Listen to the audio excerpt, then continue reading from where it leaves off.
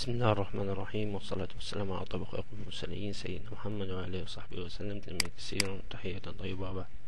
أخوتي الأعزاء، إن شاء الله النهاردة هشرح لكم طريقة سهلة وبسيطة جدا، وهي عبارة عن إنك أنت في لينك هنحطه بإذن الله تحت الفيديو ده بنشرح بيه، هنضغط عليه بيدخلنا على طريقة بحيث إنك أنت ترفع أي صورة ليك على الفيسبوك في الدردشة خاصة بتاعت أصحابك زي كده. مثلا لو عندك دردشة بينك وبين واحد زي دي نفترض يعني، فانك انت تحط الصورة في واجهة الدردشة دي بحيث مثلا ما حدش يشوفها في الصفحة الشخصية بتاعتك، او مثلا يعلق عليها كده، او حاجة خاصة او سر تخلي حد يشوفها مثلا معاك بينك وبين صاحبك او قريبك مثلا، او كده هو يعني. بس يعني رجاء يعني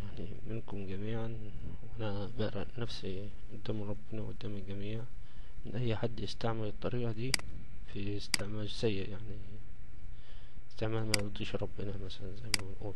تمام. انا دلوقتي باذن الله هشرح لكم ازاي بتتم الطريقة دي. تمام. هنخش دلوقتي على الفيسبوك في جروب اللي انا عامله الشخصي بتاعي باسم جروب الكمبيوتر الشخصي وبرامج مهمة.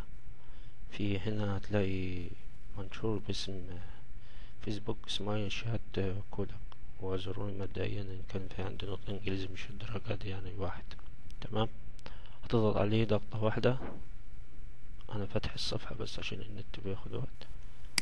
تلاقيك واجهة زي كده، تلاقي كلمة لايك، اضغط عليها لايك هنا بحيث تشترك فيه، وهتلاقي هتلاقي تطلع هنا فوق هتلاقي كلمة فيسبوك سمايل شات كودس.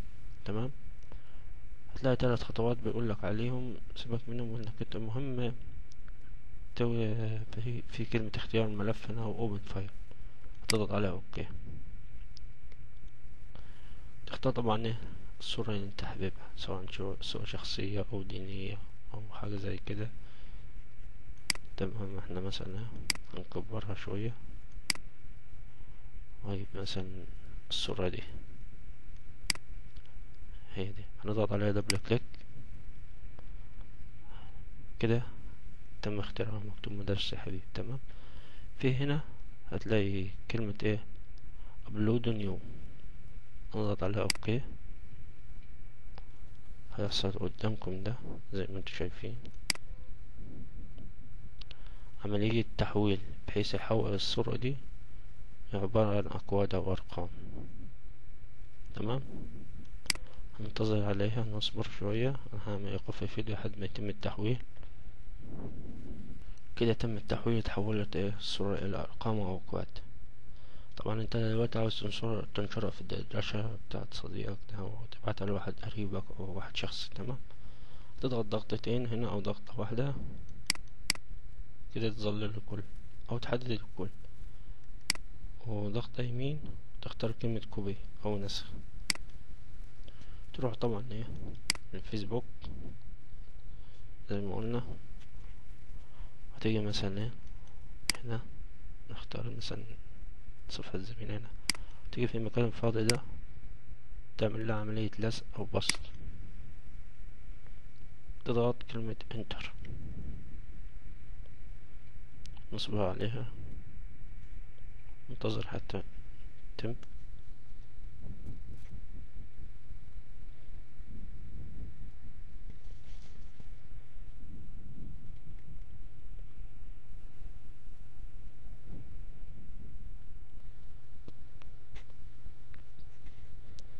كده تم تحويل الصورة في الدردشة. لو عاوز تكبرها أكتر من كده مفيش مشاكل، بتدخل انت طبعا على الرسائل الخاصة بتاعتكم انت وصديقك هنا، تضغط عليها هتلاقي الصورة اتحطت مرة زي ما هو واضح قدامكم. انا ضغطت عليها هنا ضغطة واحدة في الرسائل،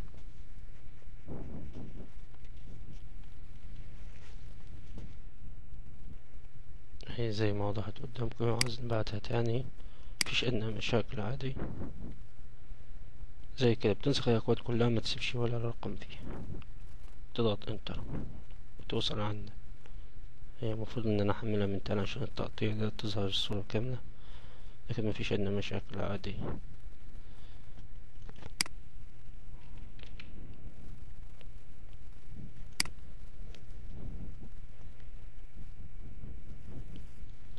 تمام تمام كده. اتمنى من الله ان الشرح يكون موافق بسيط ويكون عجبكم، وأنا بحذر يعني وبأكد على الجميع يعني من اي انسان، اي واحد يعني يستخدم الكود ده او الطريقة دي باستعمال سيء، باستعمال يغضب ربنا يعني. يا ريت تشرفونا على صفحتنا الدينية في فيسبوك باسم هيا بنا إلى مدرسة حبيب محمد صلى الله عليه وسلم. دي عبارة عن صدقة جارية، حابب يشترك فيها مفيش مشاكل، يا ريت تشرفونا فيها. وفي أنا جروب عامله في فيسبوك طبعا، عامل زي نظام فلاشة شخصية بحط فيه أي برنامج بيعجبني بحيث مدورش عليه، مسميه جروب الكمبيوتر الشخص البرامج المهمة، اللي حابب يشرفنا فيه مفيش أدنى مشاكل برضه. أتمنى أن الشرح يكون موافق وبسيط وسهل وأنا آسف إن كنت أطلت عليكم، مع خالص تحياتي أخوكم رمضان فتحي مصر. والسلام عليكم ورحمة الله وبركاته.